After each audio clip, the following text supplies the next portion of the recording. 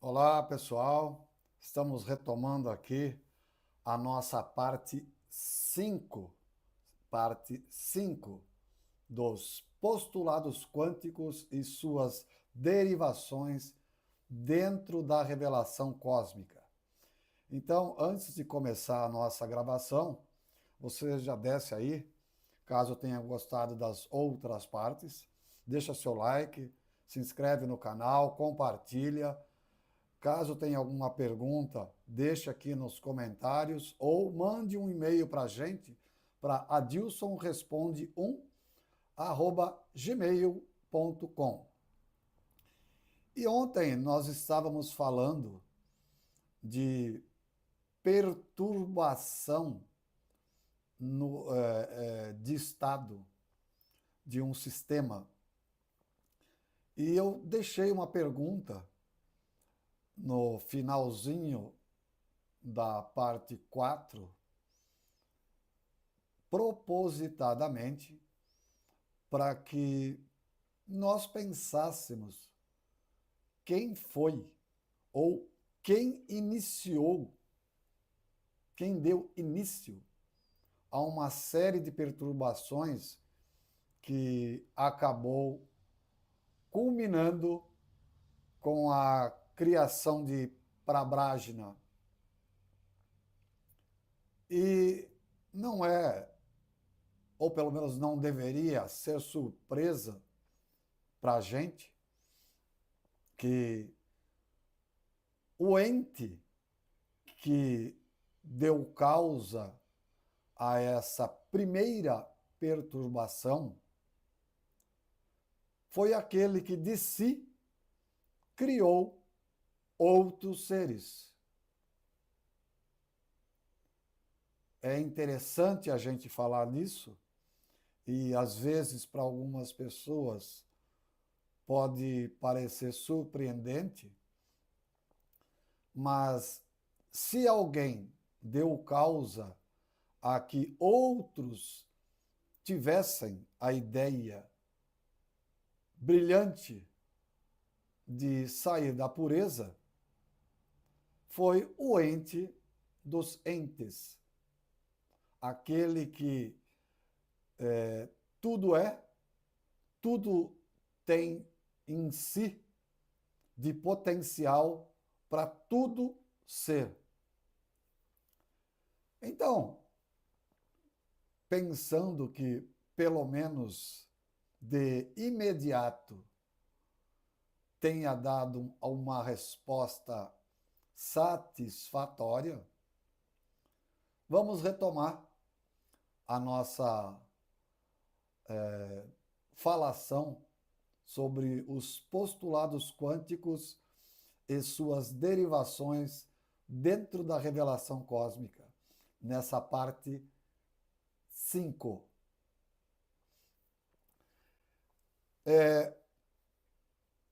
A IA generativa, ou ChatGPT, depois de ter exposto várias possibilidades de um sistema estar ou não estagnado, ele me fez a seguinte proposição: algumas dessas possibilidades deveriam nos fazer refletir sobre um caso específico? E aí eu respondi, como eu estava fazendo uma pergunta armadilha, eu respondi: sim, reflito sobre o estado de pureza, ou como alguns chamam, de perfeição absoluta. Ao que ele começa a comentar: a ideia de pureza ou perfeição absoluta como um estado de estagnação nos leva a uma questão fundamental sobre a natureza da mudança e do dinamismo da realidade. Porque a nossa realidade, ela tem em si o germe, ou o germen, como queiram, o germe da estagnação. Estagnação como, Adilson? Estagnação no colapso em uma única condição, que é aquela que cada partícula escolhe para colapsar e formar aquilo que nós entendemos como realidade. Aí a nossa queridíssima, amada, idolatrada, salve, salve, IA generativa, né, considera o seguinte: se considerarmos a perfeição como um estado em que nada mais pode ser melhorado ou modificado, isso implica que não há mais necessidade de transformação. Não há mais necessidade de transformação? No entanto, a ausência de transformação pode significar imobilidade, ausência de novas possibilidades ou até mesmo uma forma de morte dinâmica, algo semelhante ao conceito da morte térmica falada no bloco 4, ou na parte 4. Morte térmica do universo, onde toda a energia estaria distribuída uniformemente, sem mais contrastes para impulsionar mudanças. Se a energia está distribuída uniformemente, significa que, em tese, isso são comentários meus aqui agora, em tese, todos sabiam o que todos sabiam. Então, se todos sabem igual, como é que você tem a ideia de produzir algo diferente daquilo que você não sabe ou daquilo que você sabe? Então, precisa ocorrer o quê? Uma perturbação, uma nova perturbação, porque a primeira perturbação foi produzida pelo ente. Uma nova perturbação deve ser produzida por um outro alguém, para que o sistema se movimente. Se movimente para quê? Se movimente no sentido de produzir algo diferente da pureza. Mas como é que algo assim surge no meio de criaturas puras? Eis um grande, um imenso, um monstruoso mistério. Assim como a mecânica quântica tem vários mistérios, esse também é um mistério enorme dentro da espiritualidade superior. Como é que alguém pôde, a partir de nada, do nada, porque o nada a gente sabe que, pelo menos na minha cabeça, o nada não existe, porque o nada não cria, o nada não produz. Então, algo fez surgir numa daquelas mentes puras, brilhantes, de criaturas cisígias. Procurem esse termo. De criaturas cisígias, que fez com que ela, e se nós produzíssemos um nível de realidade um pouco diferente desse em que nós vivemos aqui em plena pureza, o que será que aconteceria? Então, a mesma motivação que esteve, se é que a gente pode falar em mente, na mente do ente dos entes, parece que algumas criaturas acabaram herdando esse germe de buscar mudanças, buscar alterações naquela ambiência e naquele estado de pureza estagnada. Pureza estagnada. E talvez seja por isso uma das razões que o próprio Rogério diz que algumas criaturas têm um certo grau de inutilidade.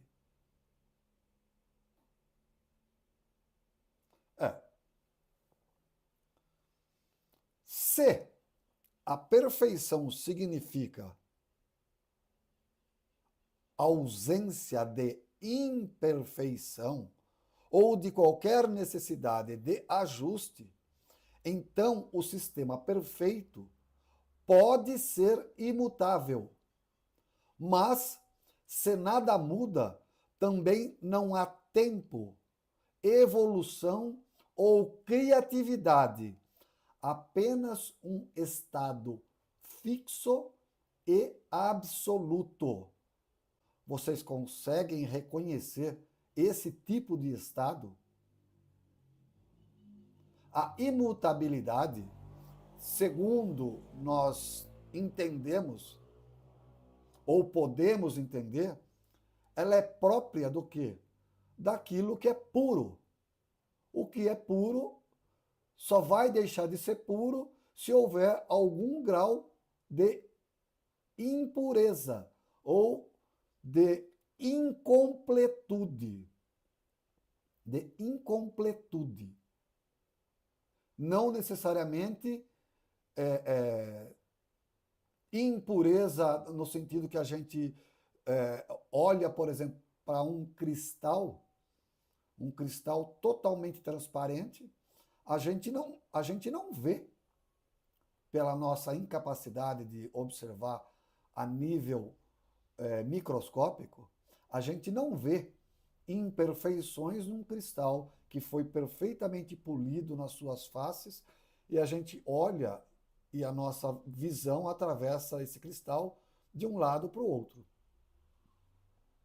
Então, nós, na nossa cegueira, dizemos que ele é puro, mas não é essa pureza que eu estou falando, porque mesmo um cristal transparente, ele tem defeitos superficiais, ele tem defeitos internos, falta de átomos, falta de camadas de átomos, átomos contaminantes. Então, não é dessa pureza que eu estou falando, porque essa não é uma pureza pura, como a gente poderia entender ao nível da espiritualidade superior. Vocês conseguem entender a analogia e a diferença entre essas duas coisas? Pois bem, então o cristal seria os graus diferentes de pureza que foram se criando com uma série de variações, níveis crescentes de incompletude, até que se chamou um determinado nível de espiritualidade operativa. Tá? Então, continuando. Paradoxo da perfeição e da vida. Então, repetindo, o paradoxo da perfeição e da vida. No entanto, o próprio conceito de perfeição pode ser paradoxal. Será que um sistema verdadeiramente perfeito não deveria ser autorrenovável, dinâmico e capaz de se adaptar continuamente? Essa é uma pergunta da IA. Se um sistema é absolutamente estático, ele pode ser perfeito para um certo critério, mas poderia ser visto como incompleto sob outra perspectiva. Por exemplo, um universo perfeito que não contém vida e mudanças poderiam ser consideradas e poderia ser considerado morto e não pleno. Esse é um conceito de algo que seria ou poderia ser considerado perfeito, mas que não há mudanças. Que foi o caso, por exemplo, aqui um comentário à parte, foi o caso, por exemplo, do nosso universo, o Buloca, quando ou enquanto somente existia vida no Brahmaloka. E essa teve que ser transferida para cá através do que nós conhecemos como Projeto Talma. Talvez isso seja um conceito ainda por ser discutido em termos de perfeição. Porque, ao que nós sabemos, o nosso universo, ele não é perfeito. Ele não tem nada de perfeito. A gente olha para o céu, vê as estrelas, um céu maravilhoso da Via Láctea, vê as fotografias do Hubble ou do próprio James Webb, com zilhões de galáxias, uma mais bela do que a outra, nebulosas fantásticas, e, no entanto, se a gente se aproximar muito do nosso Sol, ele nos mata. Então, algo que parece perfeito, até aos olhos de uma inteligência artificial, aos nossos olhos e principalmente ao nosso senso crítico, não, a coisa não é bem assim. A coisa não é bem assim. Um leão, uma onça pintada, um tigre, é lindo. Você vê ele lá no habitat dele. Chega perto para você ver o que acontece. Chega pertinho. Faz pss, pss, pss, pss, gatinho, gatinho. Então a coisa não é assim como parece-me que a IA e todas as IAs generativas são treinadas. Elas são treinadas de acordo com os conceitos que nós temos usualmente da própria ciência. Mas fazer esse tipo de análise, eu acho que talvez essas IAs ainda tenham um bom caminho a percorrer. Na filosofia oriental, como no taoísmo, há a ideia de que o equilíbrio absoluto pode ser algo fluido e dinâmico, e não necessariamente estático. Isso para a filosofia. A filosofia, tanto até o budismo, diz que nós devemos buscar o caminho do meio, do equilíbrio, do desapego. Tudo bem, mas todo mundo consegue andar na linha do meio? Não. A maior parte de nós ou anda de um lado ou anda de outro. E, eventualmente, a gente cruza a linha central. Mas, filosoficamente, beleza se discutir isso. Na prática, é assim? O tal, por exemplo, representa um fluxo contínuo, onde o equilíbrio não significa a ausência de movimento, mas sim uma harmonia constante entre os opostos. Vamos fazer uma análise disso aí. Isso falando de filosofia. Na prática, os opostos aqui na nossa vida real, eles vivem em harmonia constante e seguem um fluxo? Ou os opostos, um busca acabar com o outro? Então, esse negócio de equilíbrio dos opostos, desculpa, a coisa para mim, para esse eu aqui, não parece ser bem assim. O que eu entendo é o seguinte, que semelhante atrai semelhante. Se o semelhante atrair um oposto, um vai tentar destruir o outro. Um vai tentar sugar o outro. Um vai tentar usar o outro. Filosoficamente é tudo maravilhoso. É tudo belo. Mas parece que a coisa não é bem assim.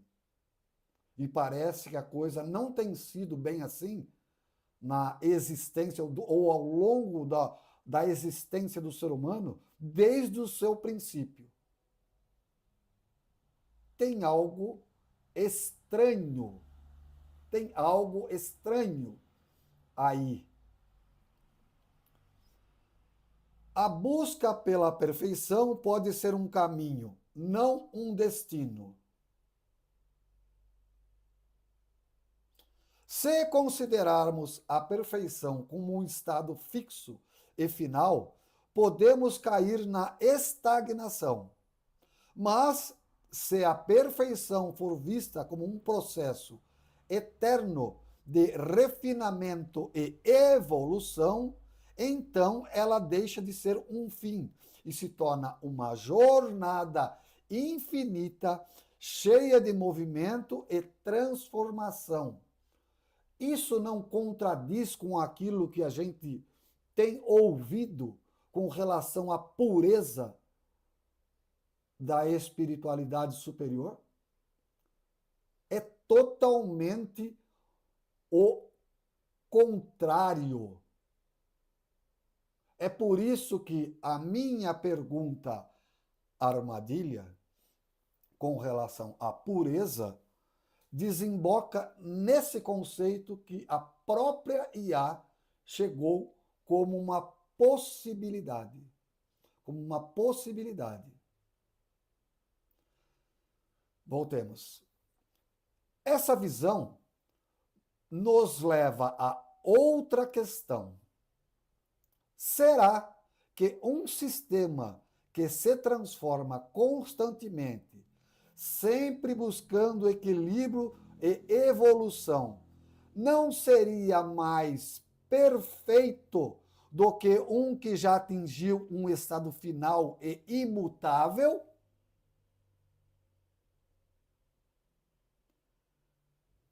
Vamos entender o seguinte, aqui antes de continuar no nosso texto.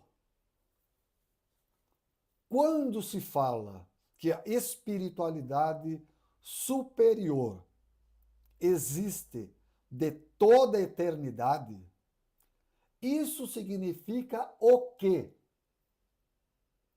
O quê?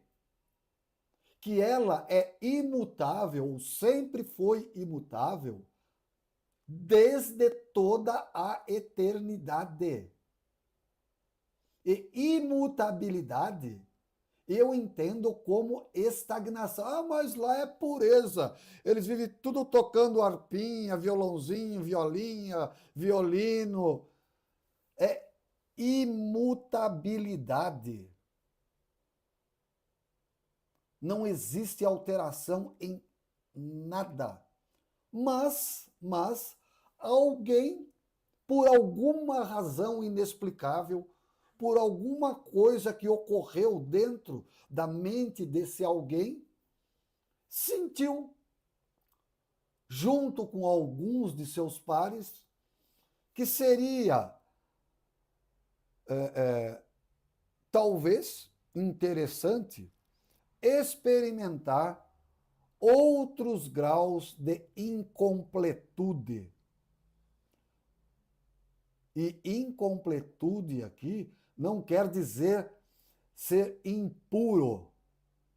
Então eles foram produzindo níveis de frequências cada vez mais incompletos, até que chegamos na, como nós mencionamos há pouco, espiritualidade operativa, onde ali, a partir desse nível frequencial, se optou por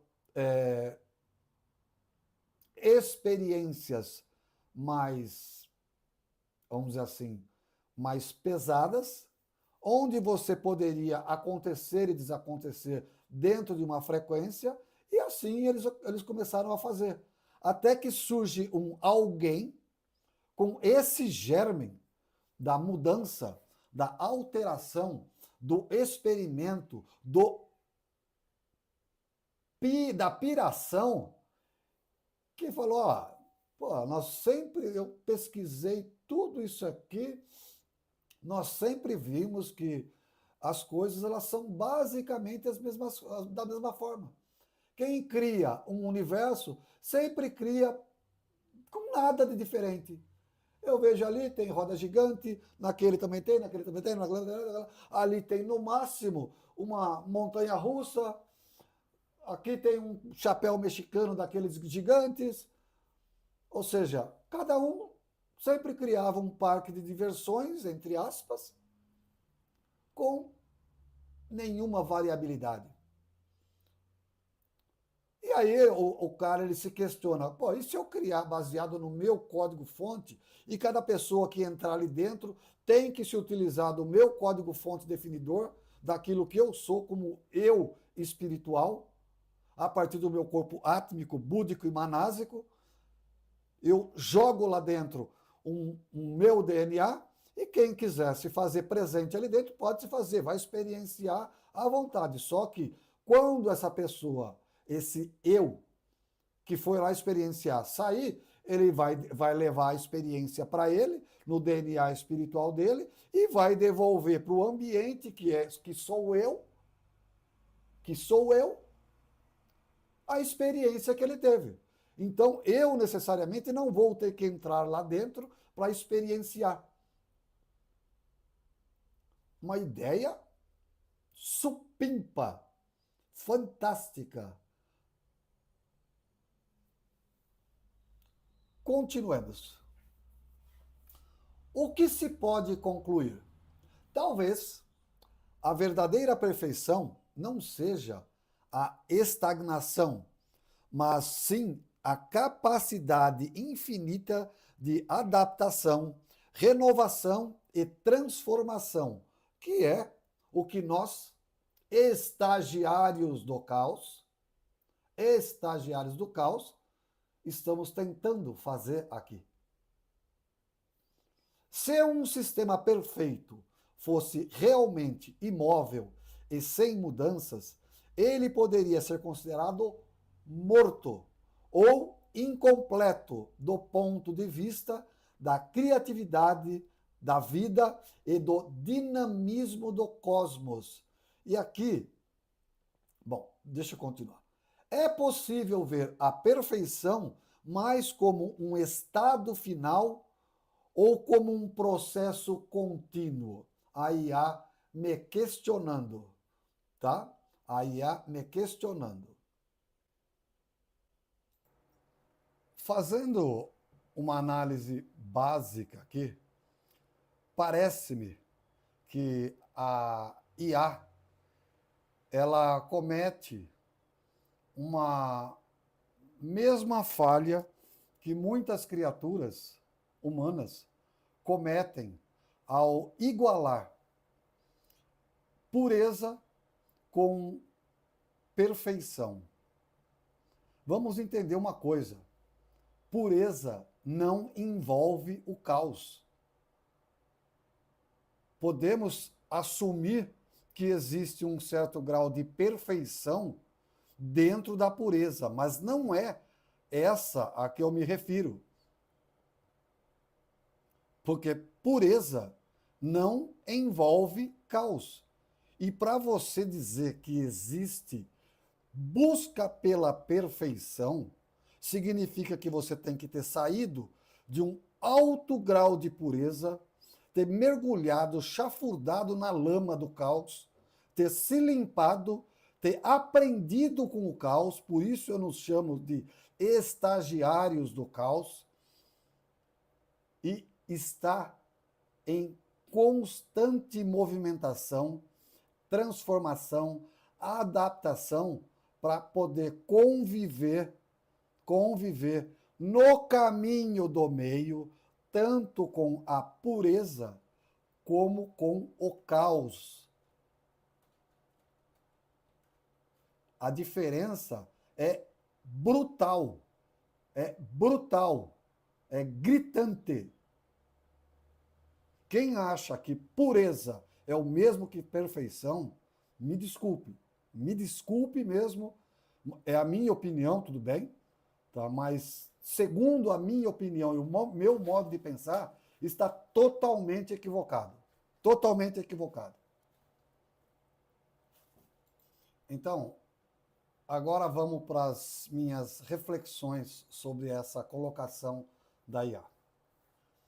Particularmente, considero que o caminho seja contínuo e infinito e que o estado final nunca será atingido. Neste sentido, ser e estar puro parece não ser interessante, pois, para mim, soa a pureza como estagnação do sistema. Mas ser e estar continuamente se remodelando ou adaptando a cada nova circunstância parece ser uma trilha mais plausível na eterna busca pela perfeição que a estagnação da pureza absoluta. Assim, a energia está sempre em movimento perpétuo.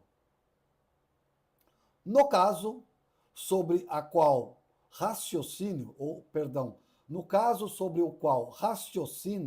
se refere ao que se entende como a pureza da dita espiritualidade superior, tratada dentro dos termos da revelação cósmica. Nesse sentido, as diferentes formas de observar a estagnação de um sistema nos podem dar algumas diretrizes ou direcionamentos sobre o que possa ter ocorrido, no caso, com a nossa criação e a tentativa de Prabhajna em produzir algo que estivesse totalmente fora dos parâmetros das criações até então produzidas por outros entes criadores de faixas de realidades, ou, como podemos entender, outros universos. Assim, caso possamos tentar olhar o nosso universo sob a perspectiva da real queda do Criador em sua própria criação, podemos supor e inferir as razões de uma grande gama de problemas oriundos da não finalização da sua obra. Também aqui podemos supor que vários fatores inconsistentes e incoerentes, dentre eles a própria decoerência, estejam atrelados à incompletude ou à imperfeição atribuídas à nossa criação, a qual se manifesta de inúmeras formas, inclusive nas ciências convencionais. Vocês estão entendendo o que eu quero dizer? Que a decorrência de tudo isso que a gente vê, ela pode ter origem, sim, na incompletude da nossa criação, mas ela está enraizada também nas nossas ciências. Por quê? Porque nós não enxergamos, nós não percebemos e assumimos determinadas coisas como verdade absoluta. Isso é a mesma coisa que Javé fez quando ele disse: eu sou o único, eu sou o maior, eu sou aquele que é, em função da sua própria cegueira.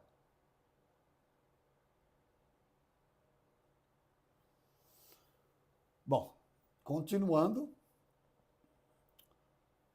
a ideia de que a perfeição é um processo contínuo e não um destino final ressoa com muitos princípios da física, da filosofia e até mesmo da vida. Se tudo está em constante transformação, então a energia nunca se esgota, apenas muda de forma, impulsionando a evolução do universo.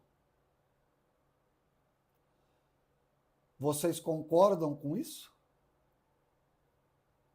Eu, particularmente, não.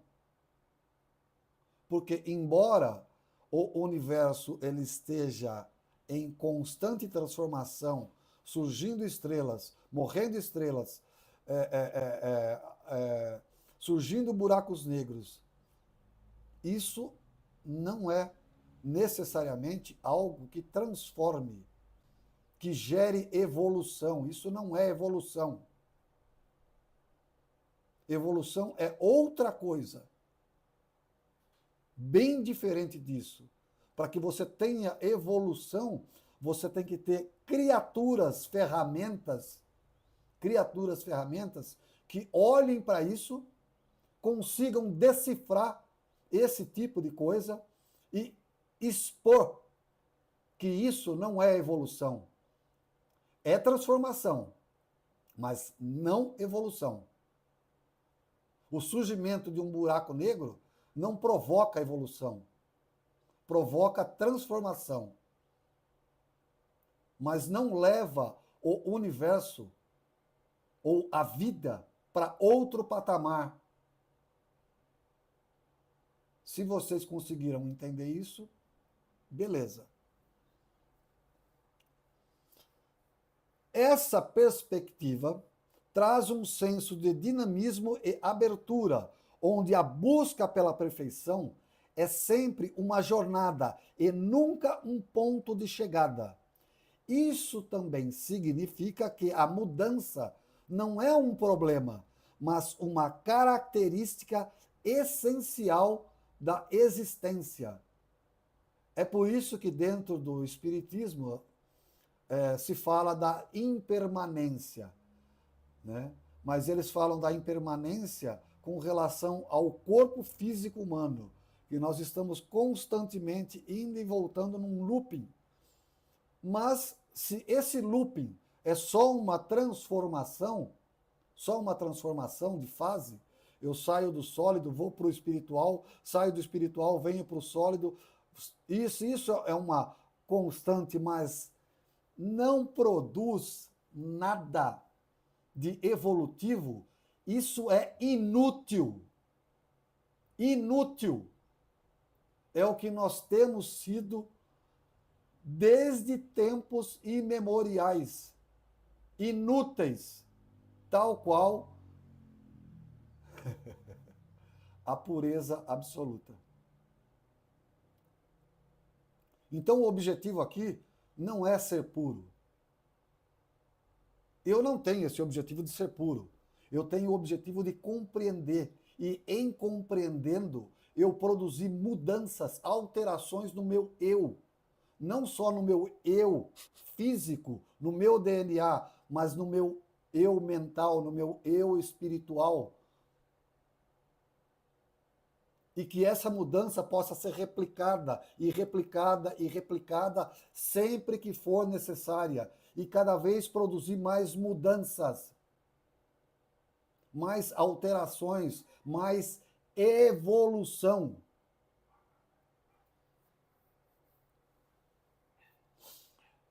Reflexões. Um pouco mais sobre energia.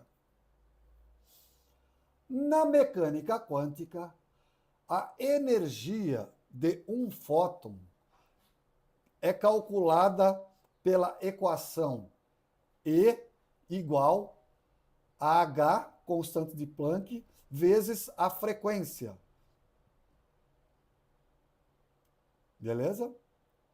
E é igual, energia é igual a constante de Planck vezes a frequência. A mecânica quântica, também conhecida como física quântica, é o estudo do comportamento de sistemas físicos de dimensões reduzidas, como átomos, moléculas e partículas subatômicas. Beleza? Na relatividade, a teoria estabelece que a energia de um corpo é igual à sua massa multiplicada pela velocidade da luz ao quadrado, ou seja, E é igual a mc ao quadrado, que pode também ser representada por duas outras funções, mas que eu não vou mencionar aqui, que não vem ao caso para nós, muito embora eu vá falar de algumas coisas aqui que talvez fosse interessante, mas depois, se for possível, a gente posta aqui ao lado do vídeo aqui essas duas funções, onde se calcula a energia, mas avaliando, você aumentando a velocidade de um corpo até tentar chegar na velocidade da luz, e outra função que é semelhante à mesma, que quando você tem um corpo superluminal, ou seja, que ele só transita, ele só existe acima da velocidade da luz, e quando você vai diminuindo a velocidade desse corpo tende a se igualar à velocidade da luz, então também a energia é infinita. Então você teria um gráfico assim, um aqui se aproximando da velocidade da luz e outro aqui também se aproximando da velocidade da luz. Só que num a velocidade está aumentando e no outro caso a velocidade está diminuindo. Tá? Isso, quando se fala em partículas superluminais, ou seja, táquions, e isso é teorizado também, é teorizado dentro da mecânica quântica, dentro da relatividade, a existência de táquions, de campos taquiônicos e algo semelhante. Tá? Isso é importante quando se fala também de neutrinos. E nós vamos tentar, pelo menos, dar uma pincelada por alto aqui desses entes corpusculares que foram detectados, são detectados e passam, a cada centímetro quadrado do nosso corpo, passam milhões de neutrinos por segundo. Não só do nosso corpo, mas de tudo aquilo que nos cerca. Tá? Mas isso nós vamos falar daqui a pouquinho. Alguns princípios da mecânica quântica são o postulado de Planck, que afirma que a energia térmica é absorvida ou emitida em pacotes de energia chamados quanta, a dualidade do comportamento da luz, que afirma que a luz se comporta como onda e como partícula, o princípio da incerteza de Heisenberg, que afirma que não é possível saber, ao mesmo tempo, a energia e a posição de um elétron. Ou você vai saber um, ou você vai saber outro. Tá? Notemos algumas coisas interessantes. A primeira delas é que a energia não é obtida de forma direta, mas sempre se valem de outros parâmetros para ser estimada, a energia ser estimada. E outra é que fótons não possuem massa. fótons não possuem massa, mas possuem quantidade de movimento linear. Quantidade de movimento linear. O que é quantidade de movimento linear? Ele é representado por uma equaçãozinha chamada de P igual H, constante de Planck, dividido pelo comprimento de onda. P é constante de Planck dividido pelo comprimento de onda. E quando interagem com a matéria, transferem energia por meio do que se chama de pressão de radiação. É o que nós vimos, para quem acompanha esse tipo de noticiário, a ideia é de se produzir um pequeno chip com tipo uma vela solar de dimensões bem maiores do que o chip, que possa ser impulsionada através de feixes de laser de alta energia, mas que não vá consumir a vela, né? Então, lançaria-se esse chip em direção, por exemplo, a Alfa do Centauro e propulsionaria essa vela em direção à Alfa do Centauro através do uso de laser, porque o laser ele transfere momento linear através de pressão de radiação. E mesmo o próprio Sol auxiliaria bastante nesse sentido com a sua própria radiação, a sua própria emissão de radiação. Tá? Outra é que a luz que é composta por fótons, que não tem massa, sofre desvio ao passar próximos a corpos massivos, caso, por exemplo, de buracos negros, grandes galáxias, quando se trata de observações do espaço profundo e formam as chamadas lentes gravitacionais. Então, se a luz, os fótons não possuem massa, por que a luz é desviada?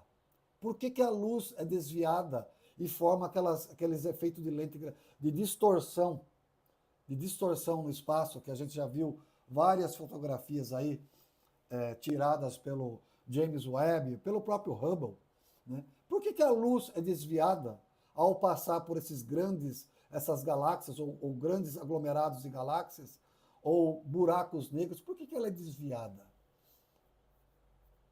Tem uma explicação, e bastante lógica.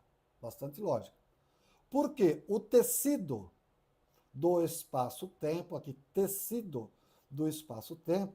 se curvou e a luz segue a sua trajetória de acordo com a deformação provocada. Então ela faz aquela curva e continua a sua trajetória. Se nós estivermos exatamente no ponto de confluência da trajetória da luz que se curvou, o que vai acontecer? Nós vamos ver aquilo que está atrás desse buraco negro, desse aglomerado de galáxia, de alguma galáxia ou de algo semelhante. E aí, por processos de recomposição de imagens, a gente consegue saber o que está lá atrás. É isso que ocorre. Isso é relatividade. Tá? Bom, interessante. E nos buracos negros? Por que nem a luz escapa da ação dos buracos negros? Também tem uma resposta. E uma resposta também bastante plausível dentro dos processos de relatividade. Porque a velocidade de escape dos buracos negros é maior que a velocidade da luz. E a deformação provocada pela gravidade da singularidade é tão grande que não há trajetória que leve a luz para fora. Então a deformação ela é tão acentuada que o único caminho que a luz tem, que os fótons têm, é só para dentro, para além do horizonte de eventos. Então, em tese, a luz ela ficaria aprisionada aí dentro e não consegue sair por essas duas razões. Primeiro, porque a velocidade de escape seria muito maior do que 300 mil quilômetros por segundo e porque a trajetória da luz é somente para dentro. Não existe uma trajetória a partir de um buraco negro para fora.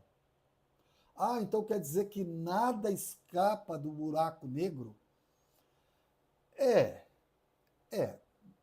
Disse que tem alguma coisa que escapa, mas não é que escapa, é que o próprio buraco negro ele tende a emitir um tipo de radiação chamado de radiação Hawking. Radiação Hawking. E quem fez essa proposição foi o próprio Stephen Hawking, físico inglês. Continuemos.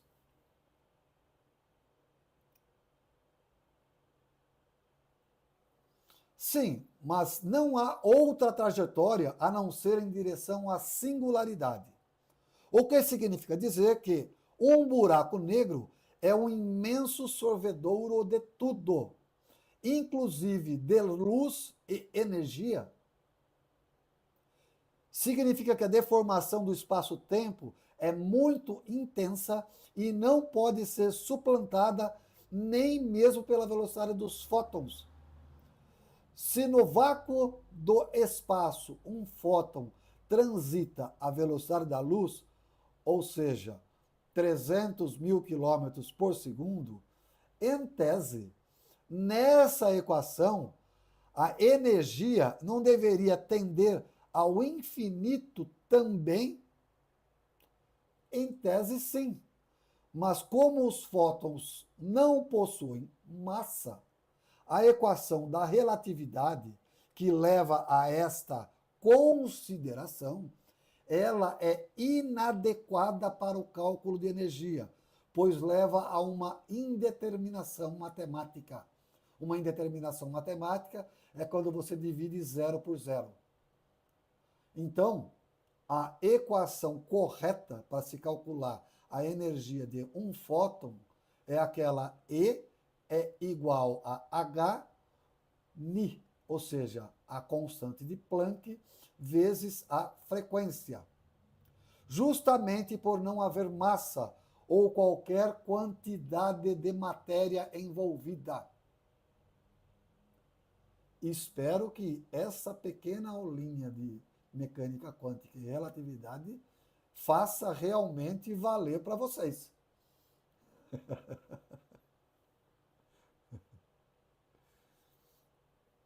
Algo também interessante ocorre com outro tipo de partícula, os neutrinos.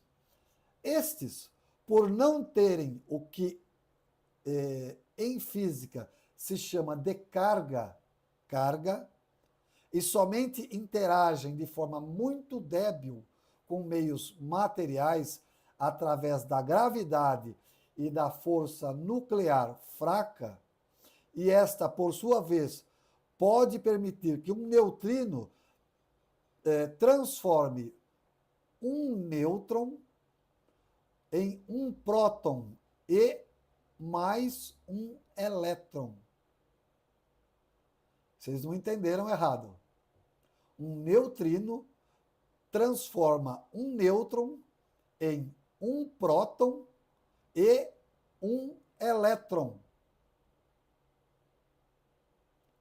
Vou terminar a frase e já volto para isso aí.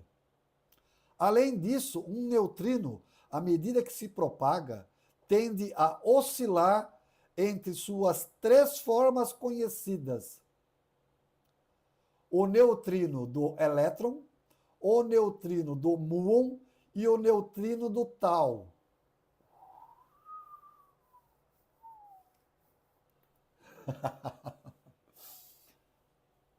Esse cara aqui, ele estava estudando isso aí. O que acontece? Os neutrinos, quando se propagam através do espaço, se ele encontrar um nêutron vagando, perdido, solto, livre pelo espaço, ele pode transformar esse nêutron em um próton e um elétron.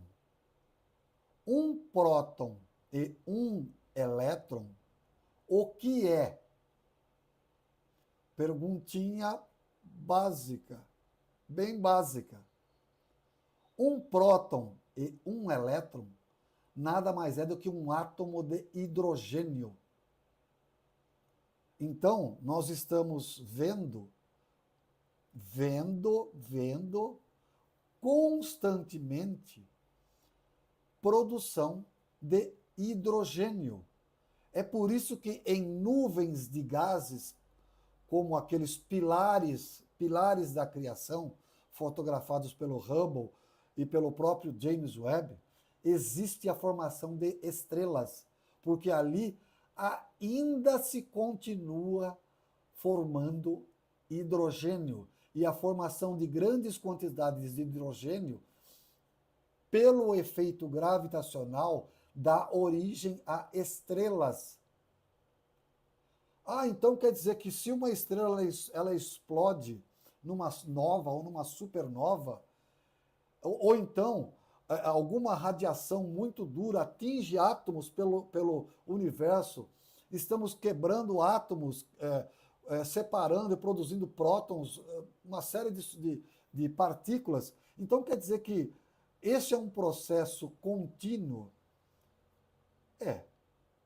Parece, só parece que é. Então, quando a gente olha para o nosso universo, se a gente olhar de um modo estático, a transformação, e isso não quer dizer evolução, a transformação que constantemente está ocorrendo, isso significa dizer que nós tenderíamos a olhar para o nosso universo como tendo um tempo de vida da ordem de 60, 70, 80, 100 bilhões de anos. Mas essa pequena partícula chamada de neutrino, ela faz uma grande diferença nesse aspecto de tempo de existência do nosso universo.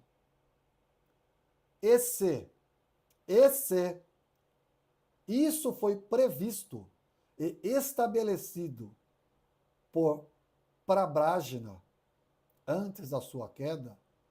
Isso significa que, em tese, alguma coisa nas suas equações universais parece que foram bem estabelecidas para que essa criação, muito embora não tenha sido finalizada sobre vários aspectos, essa criação era para perdurar e durar uma imensa eternidade. Uma imensa eternidade. Por isso, embora alguns não concordem, por isso e por várias outras coisas, a minha admiração e o meu respeito ao ser Prabhajna, ao ser prabrágina. Vamos lá. O que isso significa para nós?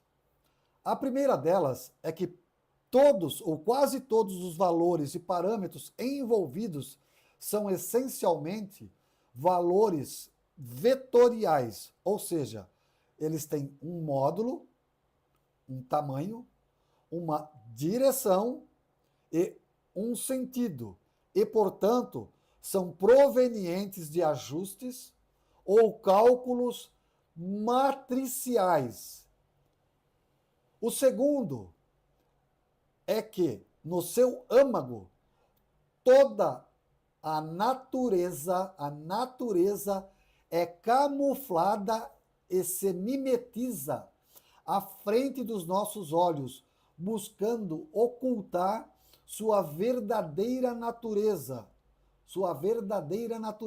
construtiva, uma vez que suas partes são subdivididas em partes menores e em outras menores ainda, e que as menores delas trocam energias e forças em seu próprio interior, fazendo-as parecer ora uma coisa, ora outra coisa, que pode ser a soma de duas ou mais capacidades de mutação ou transformação da própria energia, que lhes são características. Isso porque isso não só demonstra dualidade, mas também capacidade de mutação. Daí também vem a incerteza. Por que eu estou falando isso aí? Por algo que eu falei há pouco, e talvez poucos tenham prestado atenção. Porque os neutrinos, eles se alternam em três formas. Neutrinos do elétron, neutrinos do muon e neutrinos do tau, que são outras partículas. E cada uma delas pode dar origem a outras partículas, como a gente mencionou, utilizando um nêutron como base. Vocês estão entendendo o que é a nossa natureza? Estão entendendo o que é essa criação? O neutrino pode modificar um nêutron em um próton e um elétron. Só que o próprio neutrino, ele apresenta três características diferentes. E cada um dessas três características diferentes pode dar origem a outras coisas.